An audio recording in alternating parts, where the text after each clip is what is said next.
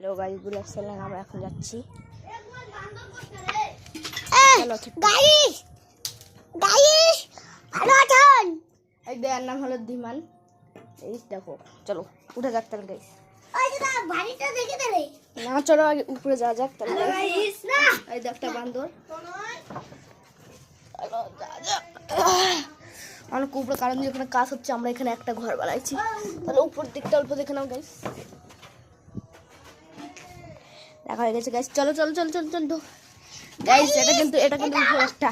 এটা আমাদের গাইস, আমাদের এটা ঘর। দেখো গাইস কিরকম হয়েছে, কিন্তু বলবে যে গাইস। না গাইস, এখন ফোনটা কিন্তু পড়ে যাচ্ছ গাইস। দেখছেন ভালো হয়েছে গাইস।